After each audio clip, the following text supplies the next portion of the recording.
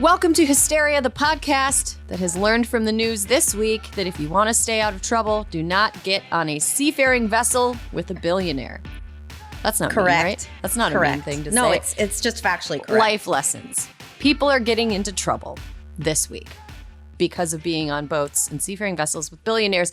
It's the longest day of the year as we record this on the 21st of June. But it is especially the longest day of the year for Supreme Court Justice Samuel Alito.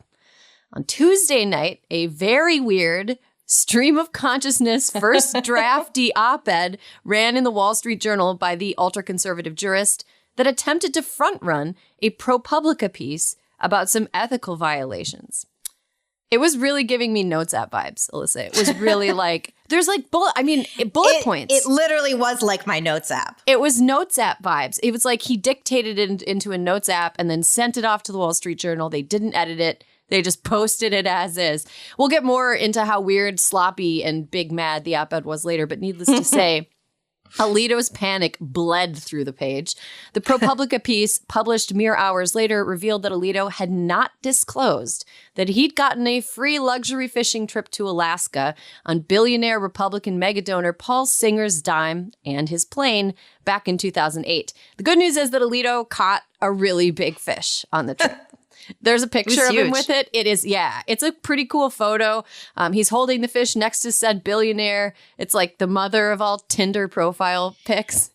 Or anything that the Trump sons take out in the wild. Yeah. Although, I feel like that's a more, at least it's not a lion, That's a good point. Good point. At least it was a fish. It's not a large jungle cat that was meant to compensate for some masculine insecurities. Okay, but the news is that Alito then failed to recuse himself from cases involving Singer's companies in the ensuing years, which is a clear ethical violation by a guy who truly never misses an opportunity to be an absolute piece of shit.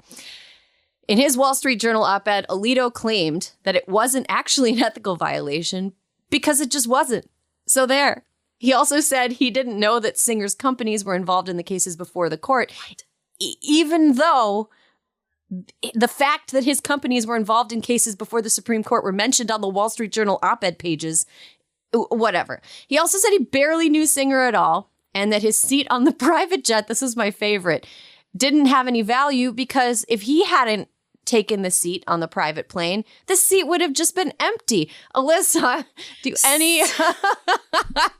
like going to the airport and being like, is this plane on for free? Is this plane full? I mean, Erin, it's literally like the standby. Like his argument means that if you're flying standby, you should fly for free. Because like, the seat would have been empty. It's really giving, it's a banana, Michael. What's it cost? $10? It's one banana, Michael. What could it cost? $10? You've never actually set foot in a supermarket, have you? I don't have time for that. Completely out of touch. Okay, I have so many things to say about this as a recovering public servant. Okay, Alito. First of all, you gotta pick a lane. You have to pick a lane. Either he was your friend and you've known him forever and that's why you went on the trip because you were just going with a friend, and therefore should have recused yourself from aforementioned cases, or you didn't know him, therefore you should have paid for your trip. No one in Washington, D.C. ever would abide the idea that,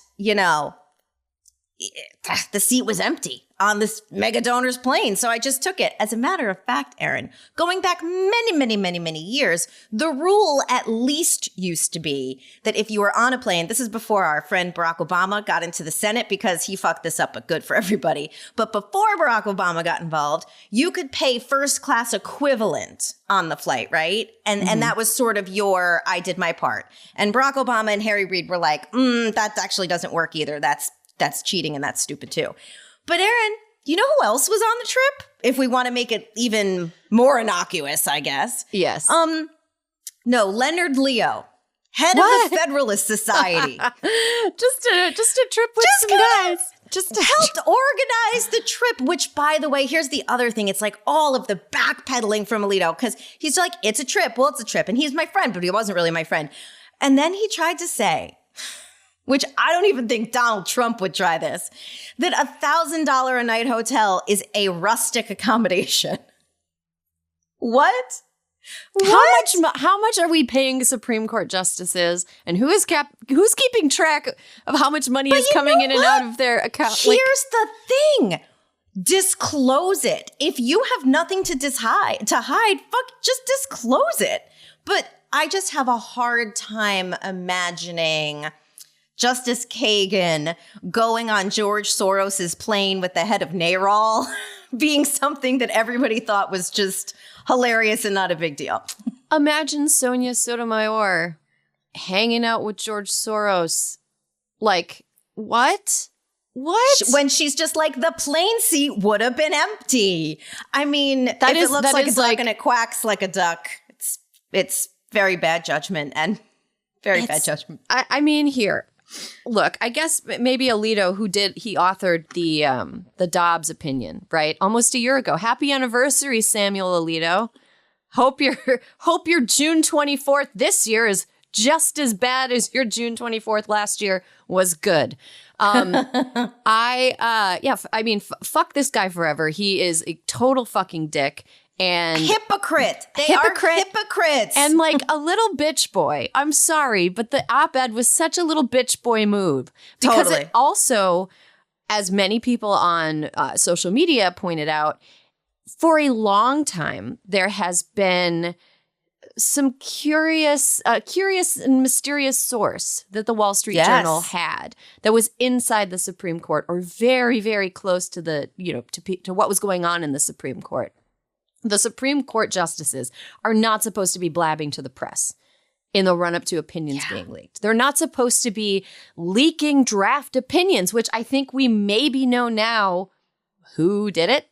I think it might have been Alito. By my news witch, ride or die, you have speculated this to be the case for a very long time. I wanted it to be Ginny Thomas because that bitch is insane. And that would have been even more delicious. But it would have been funny if it were Ginny Thomas. It's just like straight up. It's awful that it seems like it was Samuel Alito that was blabbing to the Wall Street Journal. And by writing this really weird op-ed trying to get out in front of this story in ProPublica, he not only kind of Streisand affected himself, which I guess if Streisand effect had appeared on the pages of the Wall Street Journal op-ed page, maybe Alito would be familiar with it. He Streisand affected himself, drew more attention to the story in the first place. Mm-hmm. He also outed himself as someone who is probably leaking to the Wall Street Journal. Someone who's pretty cozy. It's like in order to avoid being hit in the face, he punched himself in the balls. Like he did. Bad judgment, panicky. I don't know what's going to happen because the Supreme Court just gets to police itself. And John Roberts is sort of this like stern. John Roberts got to get on the stick. He has lost control. He is honestly like, have you ever known a really nice person? I'm sure you grew up with somebody like this who was like a really nice guy and had some kids, but the oldest kid was like a real fucking shithead. And the dad is like, I don't know what to do with him. What are we going to do? I got to just let him be a shithead. Raise a shithead. Yeah, right. I mean, seriously, it's like Alito and Thomas are these two completely unethical shitheads within the court. And Roberts is just like not doing anything. Like they're acting with complete impunity. Ethics? If I am John Roberts, I'm coming out with the ethics pledge that I am making everybody sign. Like, where is it? Today. Today. Like, it should have been right after Thomas. It should have been right after Thomas. Yeah. It's, I will say one thing about Alito taking this $100,000 private plane chartered fishing trip to Alaska. The man is always, he was given an opportunity to fuck the environment over by taking a private plane. He's going to take it. He's going to put an EPA case in front of him. He's going to side against the EPA, side against the Clean Water Act, take a private plane, take a dump on a coral reef, whatever. If there is a way to harm the environment, Samuel Alito is in. Yeah. Also, I wanted to make an abortion joke about how it's like, well, the plane was going to take off anyway, and so I had to carry it to term. But I just was like, I couldn't quite make it. So you guys are getting some BTS. I appreciate the effort. Thank you. I tried, but like smoke started coming out of my ears, and I was like, my brain can't handle all this today. Okay, the Supreme Court's term ends this month, at the end of the month. That's why the end of June is always just like a real rowdy time for people who care about America. The next two opinion days are Thursday and Friday, and they have some pretty big decisions that have not yet come down yet. One is affirmative action. There's another one that's coming down about, student loan debt. Student loan debt, yeah. You know, I'm not feeling very good about the remainder of the term. I feel like the ICWA ruling last week, which was a good ruling. By the way, I hate being like, I gotta hand it to Amy Coney Barrett. No, but what's fair is fair. She is a very clear writer. Like, I felt like the opinion was accessible and very like straightforward and well argued. And Justice Kagan does the same thing. She does. And it's like, I always tell you that I feel like I develop a weird form of dyslexia when I'm trying to read opinions, that I have to use the ruler and go line by line and then say to myself, did I understand that sentence? Uh-huh. And I got to give her credit because I understood. I could read it without my ruler. Right.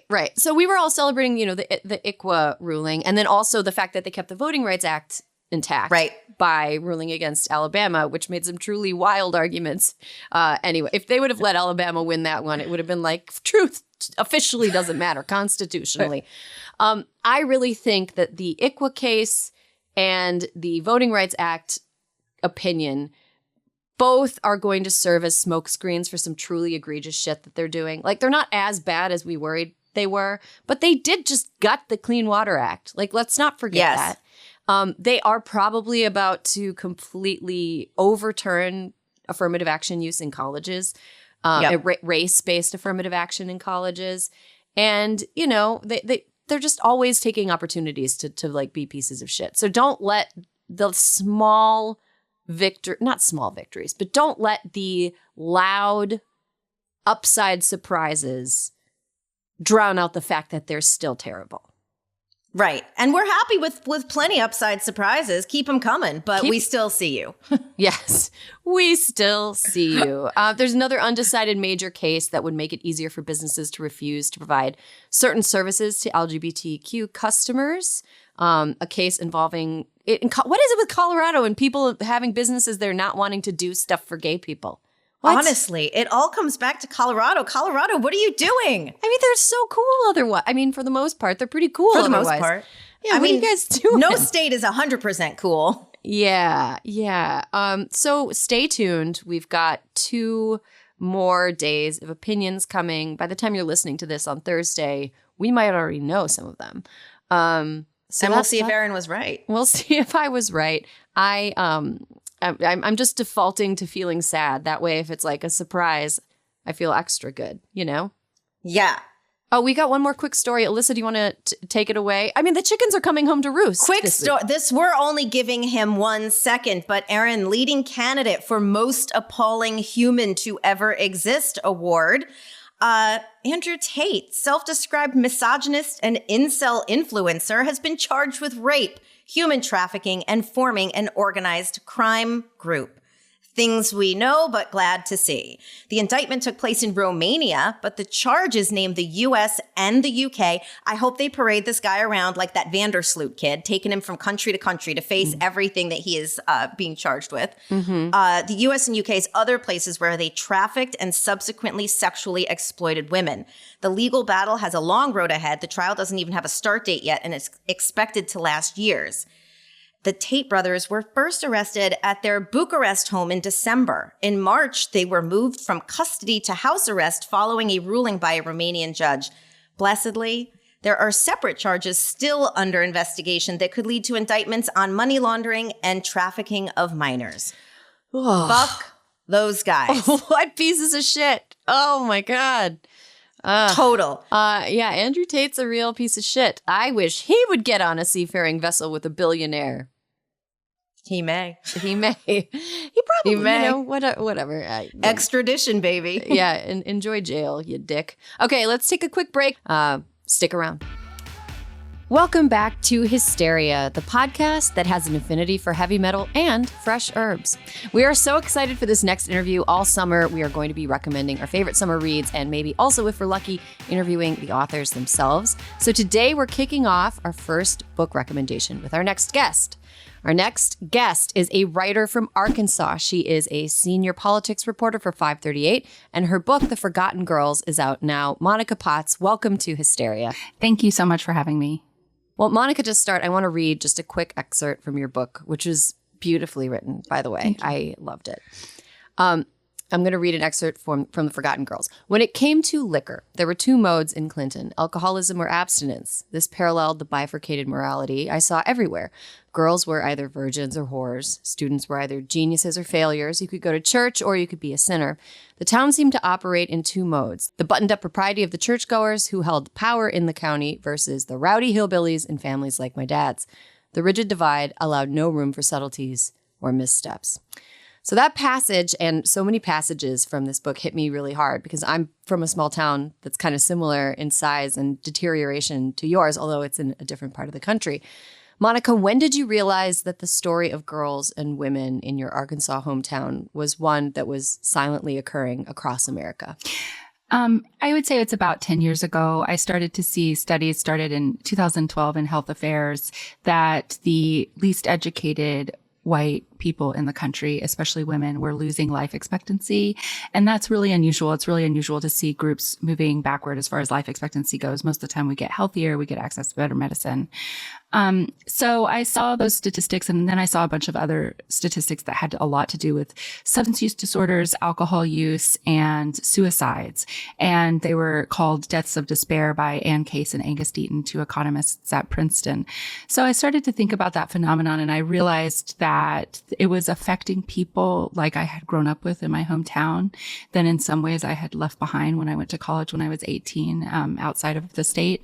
And I wanted to come home and I wanted to find out what was happening. And I wanted to find, the kinds of women whose story I could tell who might shed light on some of the issues they were facing and also potentially help. And so, that's when I came home, and it turned out that it was always going to be a personal story about me and my best friend from childhood. So how has the book's release been? It's been out for a month. Have you heard from other women in different parts of the country? Did it strike a chord? Yes, I have had I can't even tell you how many emails from people who grew up in small towns around the country, especially the South and the Midwest, I would say, who tell me that it's their story. It's the story of people they know. It's very much like their hometown. It just really struck a chord with them, I think. Mm-hmm. What was it like studying your hometown and the people you grew up with so closely? Were you worried that like the subjects in your book would not like what you wrote about them? And how did that go? Did anybody reach out and say like, wait a minute, Monica, what's going on here? Well, I'll say that my mom and Darcy both liked the book and they've been really supportive. So I've heard a lot from them. And that really, how Darcy felt about it meant the most to me because, she really was somebody who I cared a great deal about and wanted to portray fairly. And so it was weird though to be back, but I realized I kept 13 journals for most of my adolescence, from the time I was 10 to about the time I was 21, almost graduating from college. I realized that I had always been studying people. I just didn't realize it. I was always kind of a quiet, introspective person. I was always watching the world around me and trying to make sense of it. And so I think that was, without me knowing it, early training to be a journalist. And as a journalist, you always think a lot about what you're seeing, how other people see it, whether those two things are going to mash up. And at some point, you can't really think about it too much. You have to just be true to what you're seeing and what your research has shown. So I had to let those kinds of concerns go. Mm-hmm. You write about your dad and drinking too much. And that must have been like a tough thing to be that public and open about. Did you feel like the process of being honest about something that traumatic was kind of healing? I think it has been now. The process was really difficult. It was a really hard book to write emotionally, and it took me to some deep places that I hadn't revisited in a lot of years. My dad died in 2006. I think I always knew he was an alcoholic. Once he died, I really realized how alcohol had affected his life in a negative way. And I wanted to come to terms with that. And so I do think I have closure on that now. That's great. The central question of your book is, why are rural women dying so young? Like you mentioned, why are they losing life? What answers did you find? And did you come up with any kind of concrete steps that local and state governments can take to help? I think one of the things I found, it's a really hard question, and I spent 5 years trying to answer it, and I don't know if I fully did, but I think some of the reasons are that women are expected to carry this burden of caring for their communities at the same time that they're not given a lot of freedom to realize who they are and be who they are. In my community, it's very religious, it's very conservative. Women are sort of expected to be helpmates for their future husbands. They're expected to do things that are centered around child rearing. They're expected to be mothers first. And those things can be great, but it can mean that what your own goals are for your own life, you have to scale back a little bit. You have to rein in your own dreams. I think that has a huge psychic cost. And so at the same time, women are expected to step forward and be the caregivers for their community and hold people together. And when a community is falling apart, that's nearly an impossible job. So I think the kind of psychic damage that does is part of what's happening and part of what's leading people to substance use disorders and alcohol use and some of the other problems that have been identified. You also talk about rural brain drain in your book. Can you describe what you mean by that? Mm-hmm. So there's a phenomenon where people aren't expected necessarily to go too far away, but they tell you, and this is still true. I interviewed 2019 grads, but when you're growing up, you want a job, you want a good job. People will say, well, you have to go away. You have to get an education. And those other bigger towns are where you're going to find the best jobs and the best careers. And you have to do that. You can come back later when you establish yourself, but you have to go away. People tend to go away and they tend not to come back. And that means that there are a lot of young people missing from a lot of small communities around the country. You see it across rural America. That means they're not getting married here. They're not starting their businesses here. They're not raising their children here. And so there's just kind of this downward spiral that starts to happen when you're missing that chunk of people in that community. So that's the rural brain drain, is that the most ambitious people, the people who succeed the most in school, feel like they have to go away to succeed. And there's a kind of negative connotation associated with staying behind, which it shouldn't necessarily be a bad thing. Mm-hmm. Yeah, it's so interesting that, I grew up in Wisconsin. You're from Arkansas, very different places, culturally, physically, everything, very different. But the exact phenomenon happened in my class. The kids who stayed behind, even though, you're not a better or worse person for choosing to leave or not leave, there's it's like there's a weird stigma and almost an associated defensiveness around the stigma. And it's really interesting to find out that it happens in so many different places. You and I also left rural life for more metropolitan lifestyles when we turned 18. So are we part of the problem, Monica? Should we have stayed behind? I think some people think so, but I will say that I think it's really useful to go away and to find out how other places operate and how other people live. I like cities. I think cities are good places to live. You have to learn how to live with people who aren't like you and come from different places and live their lives in different ways and have different cultures, and you learn to get along with a lot of people. I think those are really valuable skills. And so I think that if people could get those and then bring those back to small towns or move into small towns from other places, then small towns might have a little more dynamism when it comes to those kinds of things. I think it's bad when places get too insular and disconnected from the broader world, which is what I see happening in a lot of small towns. Mm-hmm. And you worked on the book in Arkansas. Would you ever want to move back to Arkansas on a more permanent basis? I've been here for 5 years now, actually. Oh, okay. Yeah. So I'm still in Arkansas, and I'm not the kind of person who stays in one place. That has more to do with me than it does to do with Arkansas. So I don't think I'm going to stay back for a long time. But I was excited to come back to work on the book when I came, because I am from this place. I have deep roots in this community, and there are aspects of life here that I really love and feel like home, like nowhere else ever will. So I wanted that connection again. I wanted to think about it again, and I wanted to kind of have closure on my relationship with this place as well. Mm-hmm. I always found it to be interesting and a little bit irksome that there's a trope in entertainment that a person from a small town going back, it's always this like fun little jaunt.